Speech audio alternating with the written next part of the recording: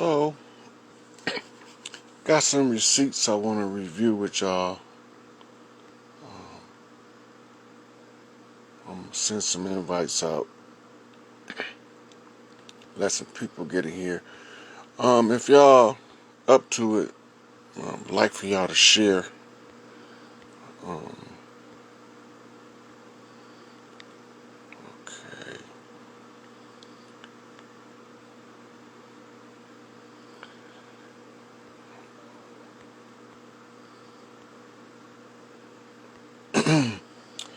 So I'm doing invites right now. The title of this one is We Still Here. After all of the shenanigans, all of the false titles and names they gave us, all of the of foreign entities on the land, and the raping and pillaging of our villages and our children and our sisters, we still here. Baby kids. And the harder they try to oppress us, we just keep getting stronger, more of us, stronger than we was the last time, every time. So I was going through some of my memories in my Facebook, and a video popped up that I shared. But I'm gonna play the video. It's 2 minutes long, and then it's another one after this. Some chose to join the ranks of modern society. Others believed that assimilation could only lead to ruin. By then, there were people who knew the game had long since become familiar with the game that was being played. The Narragansett families who wished to remain traditionally as their ancestors had been made sure there was the teaching. Go out there and learn all that you can from these people. But never forget who you are. Never forget you have your own language, your own religion, your own way of acceptance. In Rhode Island, some citizens who did not own property had to wait until 1928 before they were granted voting rights. But 3 groups were still officially barred by state law from casting a ballot: paupers, the mentally incompetent, and Indians. The only way the Narragansetts could participate in elections was by identifying themselves as African Americans. Charles Ernest Hazard confronted officials who enforced this practice. His brother, Joseph, one of the oldest members of the Narragansett Nation, recalls the moment. Indians couldn't vote, so he went up to the State House, and he says, he saw the charter that the Indians can't vote. And he says, "You vote, ain't you?" And he says, "No." He says, I consider myself a Narragansett Indian. If I vote, I'm voting under Negroes could vote, but not an Indian." And he said, "I consider myself a Narragansett, not a black, so I'd like to have that changed." So they... Aren't you glad you're dead? Okay, so we see from that video how the Indians were the ones who wasn't allowed to vote. Now remember, Martin Luther King come around, one of the grievances in the civil rights movement was the right to vote. Sound familiar? He said the only way he could vote, he had to be classified as a Negro. And we wasn't Negroes before 1492. We wasn't Negroes. We wasn't blacks and we wasn't Moors before 1492. There is no scholar on the planet that can find where we was called M-O-O-R Moor before 1492. I don't give a fuck who he is, because that's a what you call a catch term in linguistics deception, right? That shit didn't have nothing to do with us, right? And there was another video. Let's see if I can find it.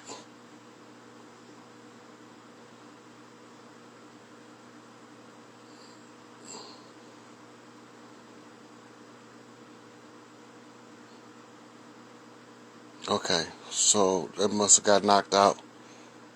But somebody sent me after I did Abraham Lincoln, not Abraham Lincoln, George Washington was black. He was part of the Continental Congress, and then they replaced him with by shaving the beard off of Albert Pike, Morals and Dogma, Scottish Rite, 32 Degrees, the winged serpent, the two-headed buzzard. So when they did that, we don't think to go back to the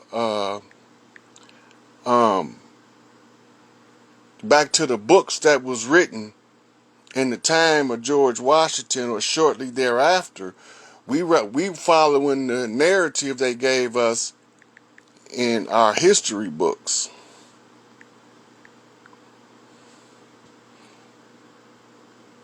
Check this out.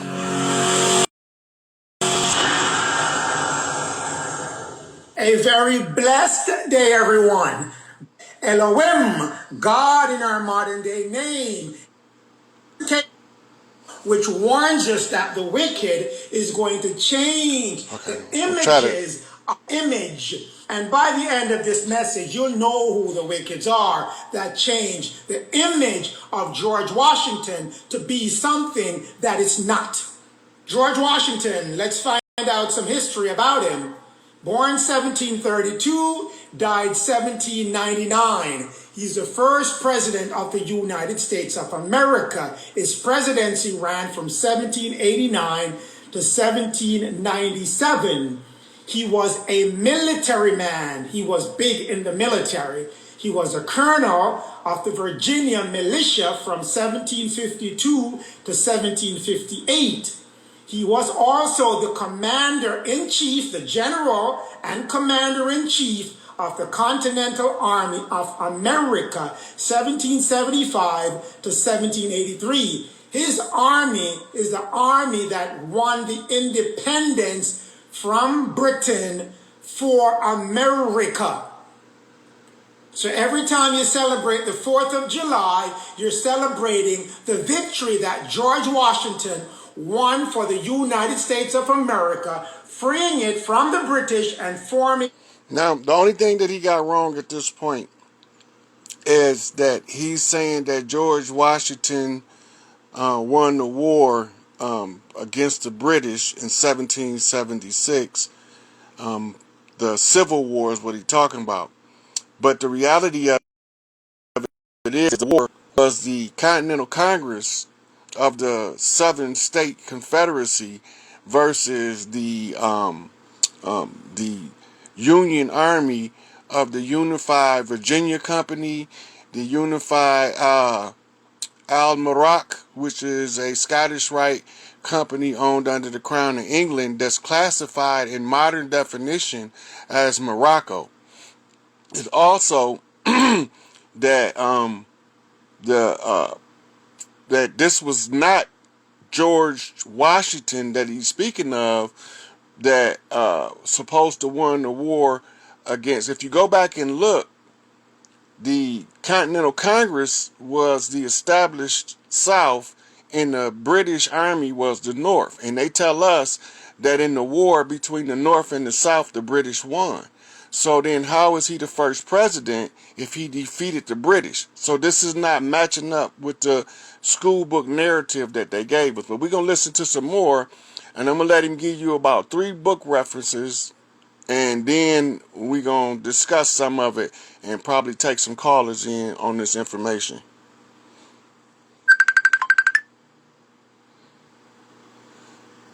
a own country on this continent of America, North America to be exact. He was also Lieutenant General in Chief of the United States Army, 1798 to 1799. So he spent a lot of time in the military, and he spent some of his time being the President of the United States of America, the first official one. You keep hearing me say official because there were other presidents before him, the congressional presidents, but we won't get into that. George Washington, he was born in Virginia. He was a career military man. Now, right there, he said George Washington was born in Virginia and he was a career military man. This the Albert Pike narrative because George Washington, as we know, was born in Barbados. He was a Caribbean Indian, or as they call Washita, from the island of Barbados. But they list in the overlay. This is what they call in this in secrets in CIA. It's called a cutout. That means they got to give you a backstory, then they got to give you a story, and then they got to push the narrative based on the backstory and the story. So let's listen some more. Moving from the rank of colonel of the Virginia militia to lieutenant general in the chief of the Army of the United States of America. He was commander-in-chief. Okay, so now he say he moved from the Virginia garrisons to the United States Army. This is the switch. Because we know that Virginia was classified as the southern state because it was south of the Mason-Dixon line. So we see in the switch, he's explaining the switch. The time of the American Revolution, April 1775 to September 1783. He was the first official president of the United States of America, 1789. He was married to Martha Custis Dandridge, a widower. He married her after her. Okay, now he said that he was the president in 1789, right? The Continental Congress had established a 8-year, 13-year interim presidency from 1776 to from 1776 to 1788, I think, or 86. It was like 12 years, and that's when the Constitution was switched out for the one that was written in the blood of Crispus Attucks, because we didn't write our Constitution because the chiefs knew the Constitution, because it's part of your development into the higher rankings on the land, that you begin to know inalienable rights before God, what man can and cannot do according to the laws of Mott. So let's go on some more. Husband passed away. This was George Washington in a nutshell, the summary of him. Also, Martha Custis Washington, whom he married, had children from her previous marriage, whom George adopted as his own children. He loved them as his own. He did not have any children of his own. One of Martha's child, her name was Martha Patsy Custis, was nicknamed the Dark Lady, just to get... Okay, so he said that George Washington married a lady, and she had a daughter, and her middle name is Patsy. Now we're talking about chopping down the cherry tree, because the cherry is the symbol. It's the symbol of a Midwestern fruit tree, and the cherry comes normally. They grows two to a stem, so two stems shoot out from a bud, so they twins. And the seeds are called pits. This is the Pittman clan that he's talking about. The Pittmans, if you fucking around with the Pittmans, they deep. Anywhere you find Pittmans, they deep. They families are always huge. Here in Pontiac, the Pittman family on Prospect, if you take this bullshit over there around Grandma Pittman, they will tear your ass up like a pack of ravenous hyenas. But if you go over there in peace, they gonna have the biggest party you ever seen, because that's how they roll. Don't bring no bullshit, they won't take none. Now, they got a lot of Pittmans here in Pontiac. But I'm also related to some Pittmans through my Aunt Helen. And her son, Eric, who's in Minnesota, is the chief. He is the scout chief of the Pittman clan. And he is the one who introduced me to a lot of what we call in the Disciple Nation board members. He introduced me to Ferg. He introduced me to some BG board members. He introduced me to some GD board members. Then my other cousin, Craig, he was a fireman, and he was a cardinal by rank, but he was Blue Lodge. So Craig introduced me to Cole Black, who was the governor, and he introduced me to Shorty Bible in Chicago at the Southern Girl Lounge on 39th Street. And we went down there because he said that the chief needed me to meet somebody, which I thought he was crazy at the time, that none of this shit didn't make sense to me. Now I see this shit clearly for what it is. I can tell y'all. But anyway, so this is where the so-called chopping down the cherry tree comes from. Now we talking about Michigan, Battle Creek area, down into Detroit, the Straits of Detroit. The French garrisons fought Chief Pontiac and got their ass handed to them. We remember. Most of the shit I'm telling y'all is not from the books. This is what I remember, genetic memory. But I needed the books to give y'all the reference. So let's see, when he go into the books, let's see what he come up with, because he starts to show you that not only was George Washington not a pale skin, but he was also melanated, and they called them let's listen. Celebration, Volume 1. This is where they document all the surroundings, all the history That's the of book he George reading. Washington, legend of George Washington, persona of George Washington. This is the book that documents all the historical facts about George Washington. So we go to page 225 of this book. The man himself, which is George Washington. Great similarities exist also in the word and the picture penned by those who met George Washington. So we want to establish that first. Full height, 6 feet 2 inches, ruddy complexion. What is ruddy? Now, when you hear him say that, he said George Washington was 6'2" with a ruddy complexion, right? Now, when I told y'all the usurpation was Jacob stealing the birthright from Esau, biblically speaking, it's the same story.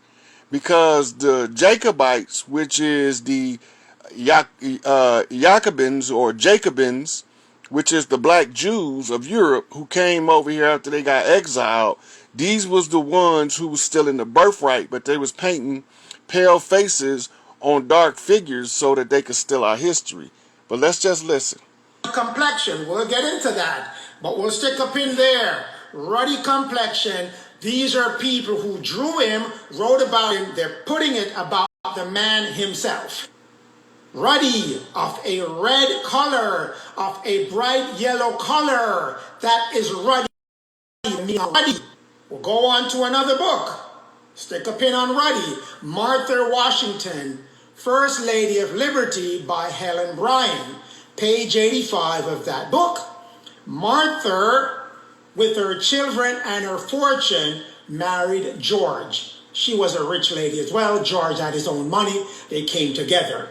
George, he was tall, just like what we have read. He's 6 feet 2 inches, with a ruddy complexion. Ruddy again, keep popping up. Let's figure out what ruddy is. We said red and of a yellow color. We'll go to another book. Mary and Martha, the mother and the wife of George Washington by Benson Lossing, LLD. Page 105 of that book. Washington was 6 feet. Everyone's coming back with the same height. His complexion was florid. What is florid? I mean, they keep giving us these complexion descriptions that we have no idea what they're talking about if we're looking on the surface. You're going to have to find the meaning of words once you come across them. Florid, bright in color, flushed with red, a lively red. So we know he's of a reddish color. As he's ruddy, ruddy's telling you is red also. So ruddy red of a bright red color. That's the description for George Washington. Examples of ruddy. Figure out what ruddy looks like. Ruddy red on the left, ruddy yellow, ruddy gold on the right. Those So pictures are he's inverse. florid and he's ruddy. He will be on the left-hand side of your screen. That's his That's her. complexion. Ruddy, a ruddy complexion, ruddy red. And then That's George Washington and this complexion, ruddy gold. ruddy. But we won't stop there. Won't stop there. We'll continue. That's just a little insight because motherfuckers think that I don't have the receipts. Well, somebody sent me that after I did the video because I wasn't reading the books. I was reading the imagery and the Masonic imagery that they had put up in order to tell y'all the story that I told y'all. It was an intuitive read on the pictures and the usurpation and knowing what happened in order for us to be able to piece this shit together. Now remember, I told y'all, the chiefs on the land had to bump the L's for the fezzes, right? Because we had to claim what they brought to subjugate us with. The rule is everything used to oppress you, take that shit over. Let that sink in. Because this is why so many of us is adamant without knowing the details of the undermining program. It's like the sister said in the first video that in order to be a part of the mainstream society that was established by the corporate jurisdiction of the interim government called the United States, which was acting in a de facto capacity, then we would have to classify ourselves as other than what we were. So that shit don't work on us no more. We see through the bullshit. So I just needed to get y'all to see a little bit of that stuff. I'm looking in the comments. I got somebody is requesting to come in. I'm gonna see who it is.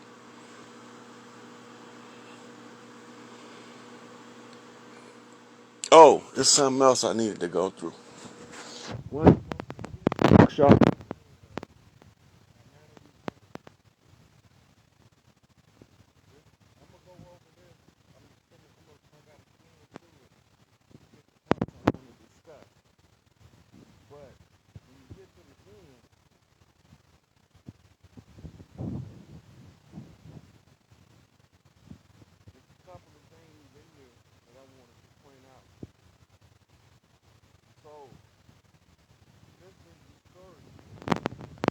I'm gonna flip my camera for a second.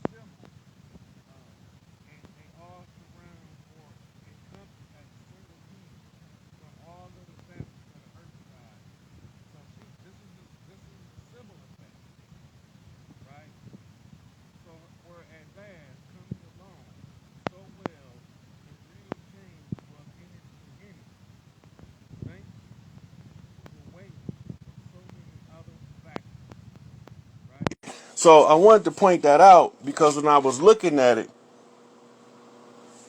I was like, they not gonna know when they talking about the multi-dimensional self of Inanna, which is, this is why all of the females who's our priestesses in the family identify as Isis, because that's that multi-dimensional self. It's the Sybil effect, and the one who can the one who is the lead is the grand matriarch of the planet, right? So this is very important for y'all. I want to make sure I mention that.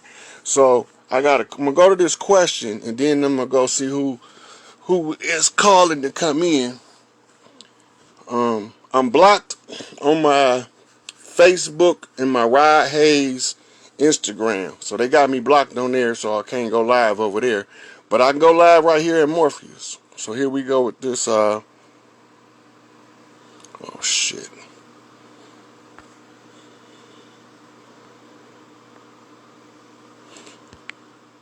Hey, if y'all can hear me, push the hearts. Give me some hearts or something so I know.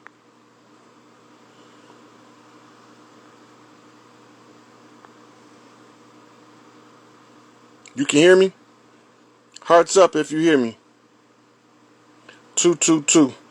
Okay. Um. Got you. Got you. Got you. Y'all can hear me now, though, right? All right. I-9 returns. Let me see. Let me see. Okay, well, shit. Well, I'm gonna pull somebody in. They could probably tell me the last thing y'all heard, and I can go from there.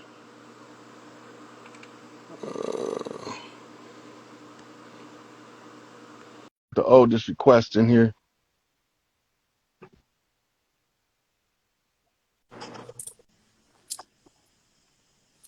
Peace.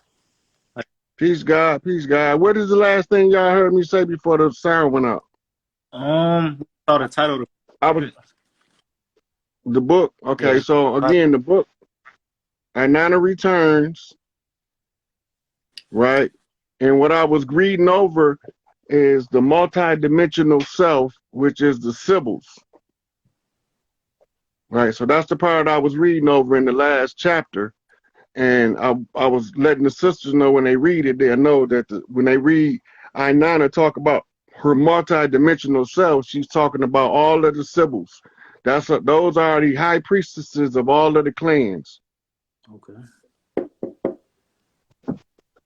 Yeah. So what's going on with you, guys? Tell the people your name and where you calling from. My name is Devontae from Mississippi. Really happy to be on here, to be honest. It's kind of surreal, to be honest. Man, I'm just like you.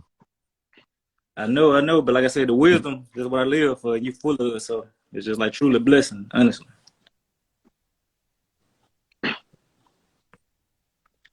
Hold on. But yeah, I'm from Mississippi though. My name is Devontae, and I'm from Mississippi, and I've been on this journey since Okay. 2014.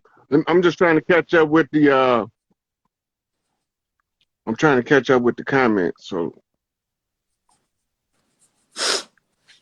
okay.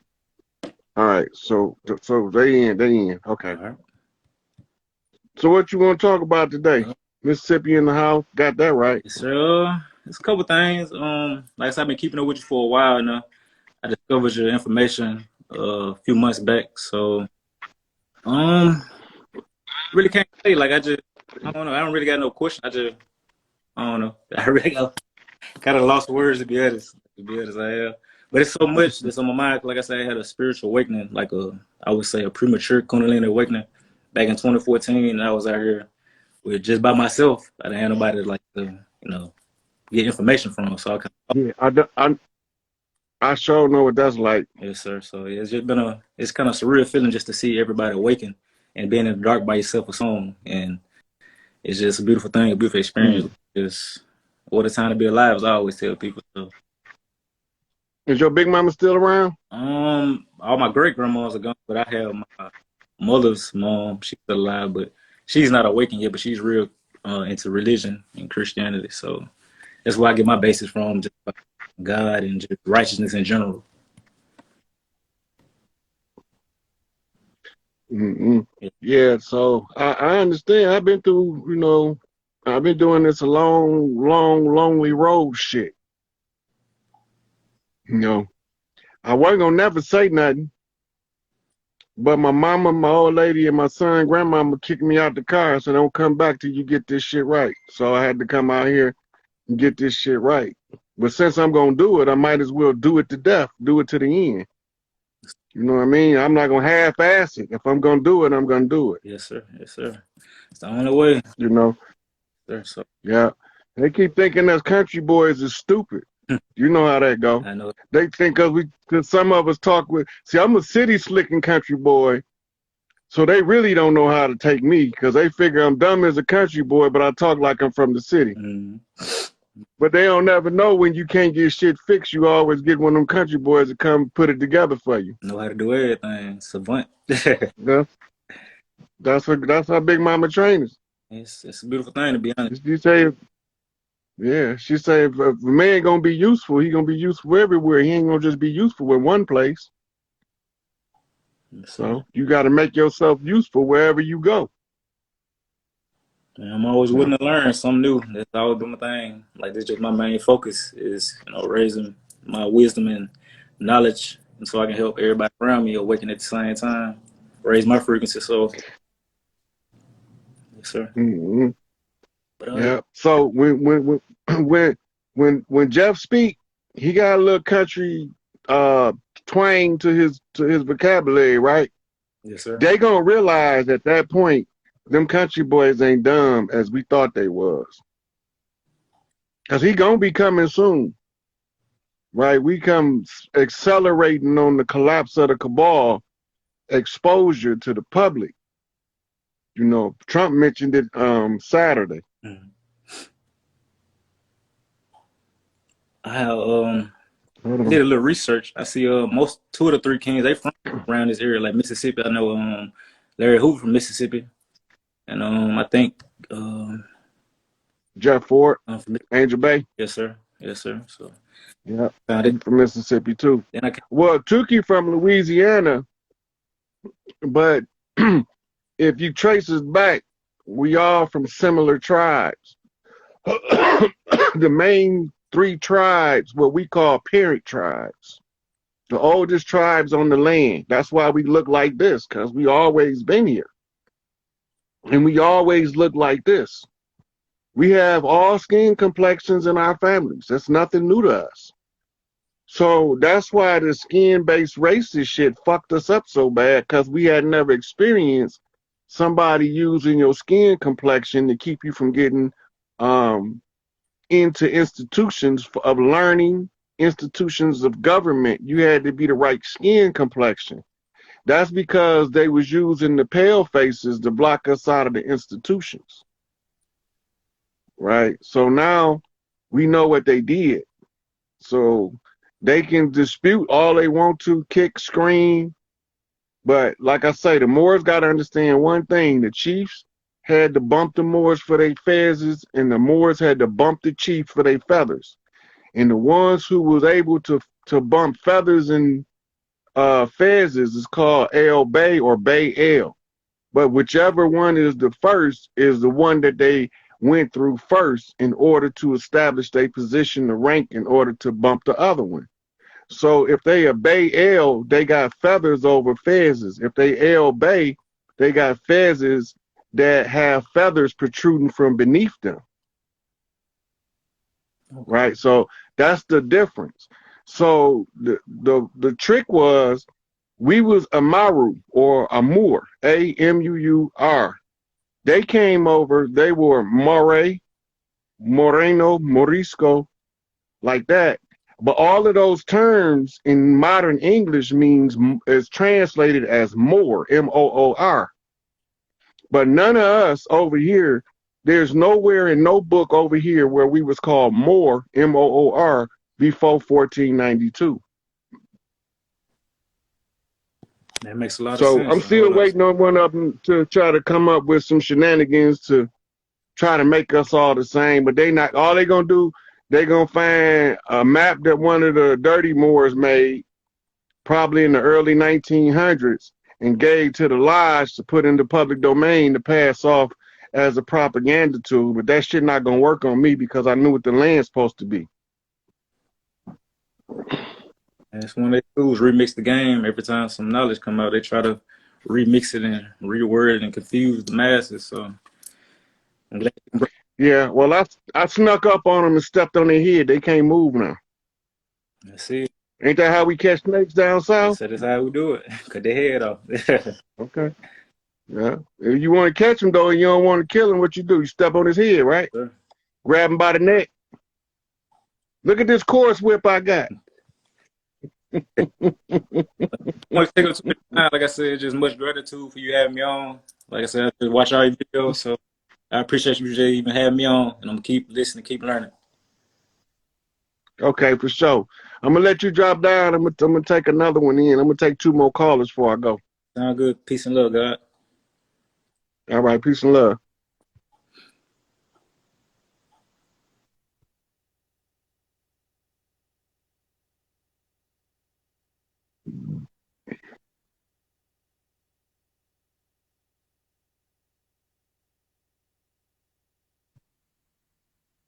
Let the sister come in.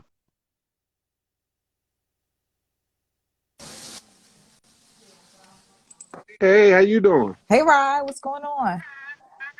Just taking it easy. Yeah, that's what's good. Tell the people what's your name, where you calling from. I am Kay. I'm calling from Newark in New Jersey. Um, Oh, okay. That's the side of Shakur calling y- on this line. yeah, yeah, yeah. Any one of the sisters called me from New Jersey is under the jurisdiction of Asada Shakur, Black Girl Magic. Oh, okay. Well, now I know every single time. That's a knock to a knockback. All right. Yeah, nah, I Okay. hear what you're talking about tonight, and as always, you're dropping knowledge. I wanted to ask about the Gutenberg Bible, but I'm asking because of the media and stuff like that, but I really wanted to know, how did we get tricked, like physically? Like I get this, I get the, and if you want to explain this, how they tricked us again, what kind of thingy is this? I'm trying to, sorry, I just want to be regular. Yeah, no. So have you heard, I know you've heard about the Gutenberg Bible, but no one seems to know what's in it. Yeah, that's commonly called the Slave Bible. That's the one you're talking about, right? I don't know. I've never heard of a reference like that. I was just looking up like what the printing press was, and I knew about that, but that the Gutenberg Bible came up when I was looking into that. So it's called the Slave Bible. That's the slang term for it. Mm, If I'm thinking the same one you thinking of. got you. Okay. Yeah, they said that that there's. But look, they got so many Bibles. They got so many Bibles. They got one to justify every lie. Okay. Um. So every time they want to lie to you over again or give you a new set of parameters for the lie, they print a new Bible, Mm, a new version. okay. Okay. Um. The Bible don't got nothing to do with us over here at all. Only thing it got to do with us is it was what they gave us to make us pray with them before they killed the chiefs and stole the land. Right. Right. And it was printed around the time, like right before Columbus would have sailed over here, actually. And they used that one. They only made like 81 copies, I believe, but the way that it was created, it was the first structured Bible technically.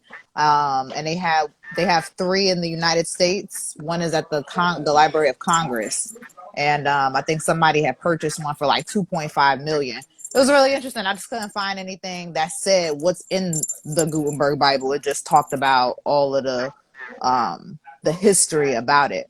But yeah, I wanted to ask you too, switching back to what you was talking about as far as for Larry Hoover and all of the chiefs on the land and stuff. The PR, the public relations of the gang, I find it so interesting. Can you talk about how we've been tricked? I'm sorry, and if it's loud, my family's in from out of town, but I love that shit. yeah. And it was crazy. You said the other day in your live how, they all come to Big Mama house and she gonna make room. My family just popped up out of nowhere, literally, and like just all came over here. People coming, people leaving. My god sister just left. My sister and her kids. It's just crazy. So that was real funny. But the gangs are so important, and we never had. That's the only thing that they don't promote a good side. Like it's a good side and bad side to everything, but they never talk about who these people are and their history and Jeff Fort, what he was even locked up for. Like it was just crazy. So You know, I did a whole live on that, I the saw. COINTELPRO operations in our community, Mm-hmm. and how now you gotta remember, COINTELPRO was initiated to take the chiefs off the land. That Period. so it didn't have really anything to do with the Black Power movement, or that was a part of it. That was all a part of them pulling the chiefs. When we started trying to make our move for power in the 60s, that's when they started rounding the chiefs up. Like I told you before, it was at least 400 names on the docket for Chicago alone. Right? So when you don't have leaders, the leaders they give you is going to be the only leadership you know. So they take the leaders out the community so that they can mislead the children. They can send people in to tell the children the chief wants you to kill this motherfucker. Chief didn't tell you to kill nobody. That's not how we roll. We don't just indiscriminately kill people. That's go against the law of the land. Right. Larry know it, Jeff know it.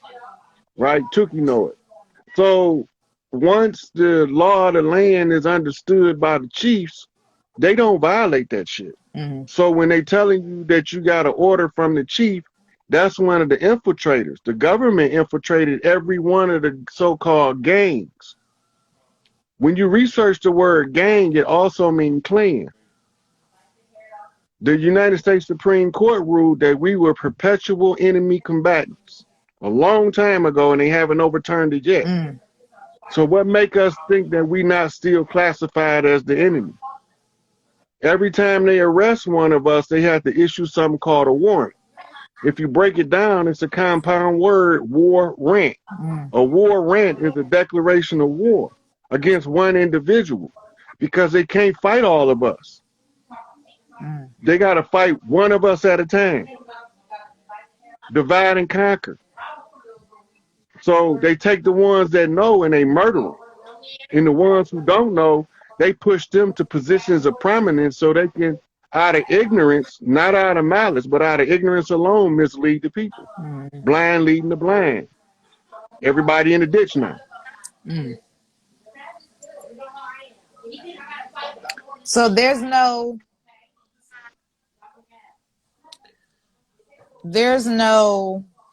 well, I guess the time will come. I just keep saying the time has come to Wolverset. Every time I think about that, I always just say, all right, so the time is coming because everything is changing and people are feeling, a different vibe and a different energy. I'm just concerned, I guess, on the flip side of things, just people waking up and speaking out. Like now that we understand, more people are understanding the level of oppression that we're in. Like people are seeing it more and more because of their jobs. They're seeing how people were just working from home and now they want people to go back in the office. Like things are changing. Trump opened up his Truth Social and is live and active. Is there an opportunity for these independent platforms to really have a voice, or is the mainstream media still too? So they doing a EBS to weed out the mainstream media that's delivering the false news.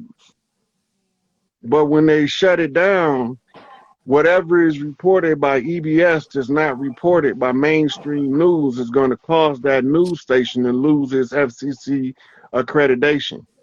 All of those, everything on the land we season, period. Because all of it is ours because it's on our property. Right. Right. And they use it all to weaponize against us, from their sports to their entertainment. Everything was used and weaponized against us at every angle. So as long as we didn't know what they was doing, we was falling for the banana in the tailpipe. Now we know what they did, what they doing, and what they not finna do no more. Facts.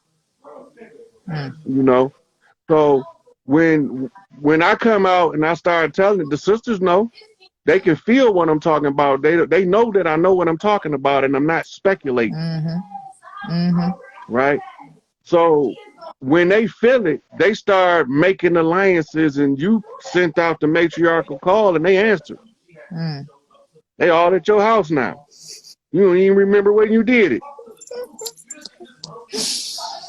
That's funny you said that. You talked about Anana returns and we couldn't even hear you. And I know you was just talking about it briefly with the brother that was just on, but this collective energy that the women are feeling, it's spreading. And I wouldn't have known it really if I didn't see the opposition. Like people literally attacking, spiritually attacking, and physically and verbally. Like if I wasn't physically in that present moment and on the receiving end of it, I wouldn't have even really believed it for real.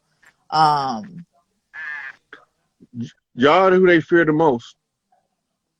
They fear me for waking y'all up. That's what they don't want me to do. Right. Because when y'all wake up in sufficient number, it's gonna automatically make the men pissed off, ready to fight for y'all. Like I'm watching all of these so-called woke people, and all they talking about is relationship shit. It's so tragic. It's so tragic. And calling everybody a narcissist who they can't get Who they along can't, with. yeah, and who they can't control and who won't cater to their every will. That shit is so fake. Right.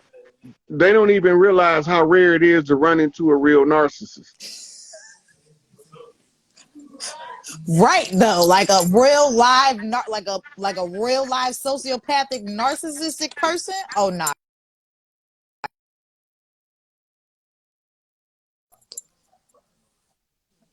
not at all. But yeah, nah. This is Believing that the relationship shit, that's it.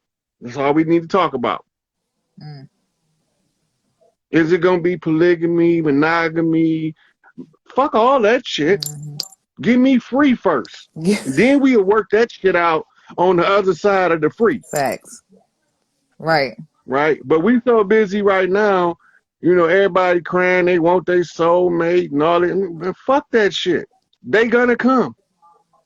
When you wake up and do your self-work, just start doing your self-work, the universe gonna line up everybody in your path that you're supposed to be connecting with, because this is where we at in the process of this lifetime.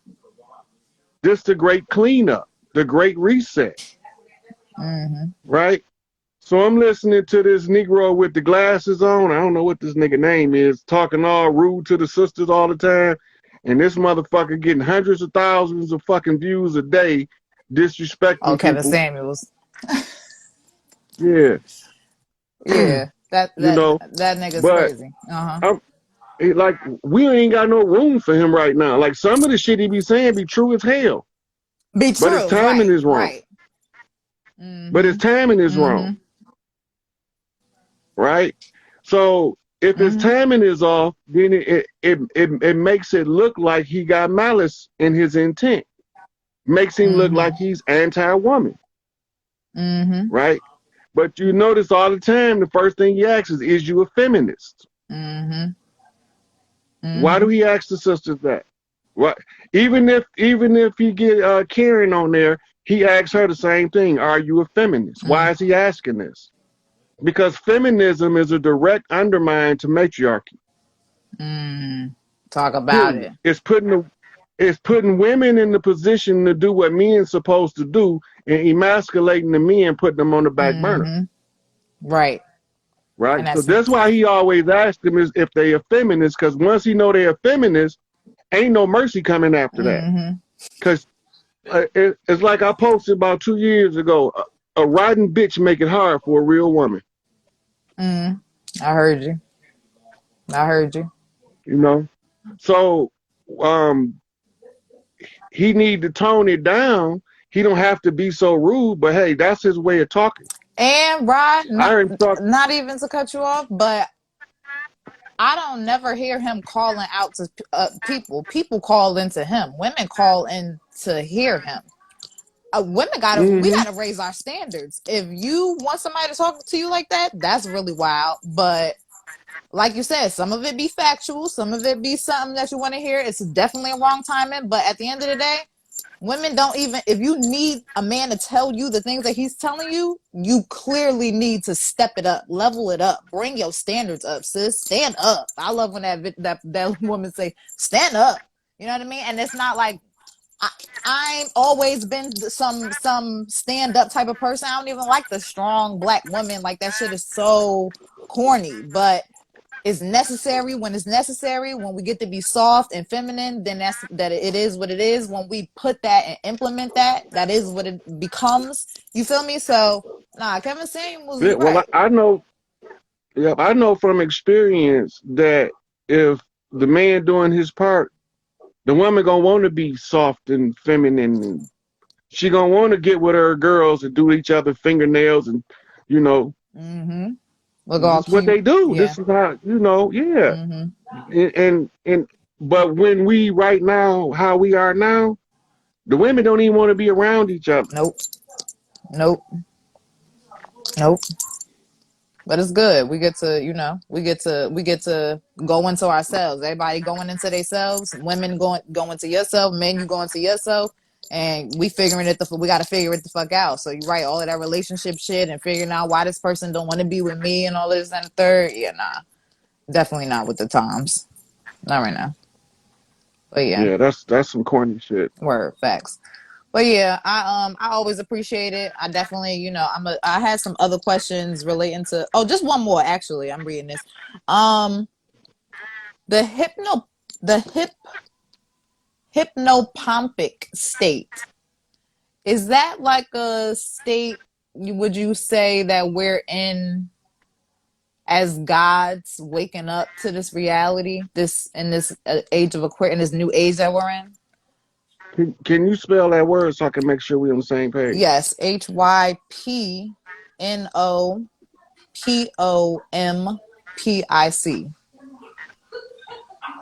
Hypnopompic. No, the proper term would probably be more hypnagogic. Mm-hmm. It's the waking up from the slumber. Okay. So when you first wake up, you be looking around like, where the fuck am I at? Right. Same place you was last night. Okay. But because you didn't went so many places on your night journey, when you first wake up, you like take you a minute to settle in to where you are. Mm. In the hypnagogic state is when you have like the coming out of the rapid eye movement. This is where you most likely to experience sleep paralysis when you waking up. Mm. Okay. Because You know. they said that was a flip. Okay. That's cool. Just a little questions. That's what I know I had. That was my last question. That's my absolute last question. Did you see Antebellum with Janelle Monáe in it? Yeah, you know what? I was gonna watch that the other day, but I haven't watched it yet. Okay, maybe I'll just ask you the question after you watch it because I really want to know is that the state that we as people who they consider black or call ourselves black, whatever, indigenous, whatever, is that us over here? I want to know, like, is that what they're trying to say our mind state is when they say like slavery didn't really exist, how it happened, and it was a choice, and it's like a skit type of thing. It was very interesting. I didn't, you know.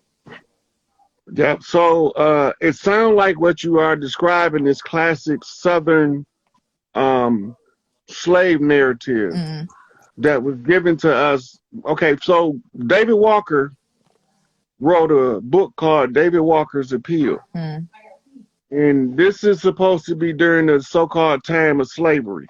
mm, And when he wrote the book, he was asking the other chiefs on the land, right, about these people that look like us that's in bondage. mm, And he got the message back is that we see them, but they ain't us. mm, Stay out of it. Mind your business. Because the what we were seeing when they had people that looked like us in servitude was the blackamoors who brought indentures over here. The indentures had rebelled on plantations and took over. So this is why when you read about Uncle Tom and Uncle Tom's Cabin, he was the one instituting the slave rebellion. But all the time is the only reason why he stayed Uncle Tom so long in the cabin was because he was the one who was organizing the events of the plantation system. He only went to go get the Negroes out the field when he got overthrown. The Nat Turner story. Right? All of the ones who looked like us that didn't know that they was in bondage was told they were slaves by some pale people. And the pale people gave them the means to break free. Right? But somebody that looked like us always told. How the hell is it somebody that looked like us telling all the time? Because they was the slave owner that was trying to keep the bondage in perpetual motion so that they could usurp us from the land. Right? So when we put all these pieces, it's a whole lot of pieces. Right? When we start putting all of these pieces together, we start seeing an anomaly that is somebody over here that look like us that ain't us. And they don't give two shits about us. All they want is to replace us. So if they can convince us that we came on slave ships, they win. But if one of the chiefs can say, no, we didn't come on slave ships, who done it? It was the Scottish Rite Lodge, who was ran by blackamoors who used pale faces to block the doors. You couldn't get in if you wasn't one of them. Right? So that's how they was able to keep us from knowing what they was doing with the bloodletting rituals and the Babylonian money magic, because they was doing it in the secret of the lodges. While they was doing their dirt in the secret of the lodges, they was Salem witch hunting, Winston-Salem, North Carolina, Salem witch hunting, the Gula Gula, trying to subjugate the women so that they can stop them from defending us with the conjure.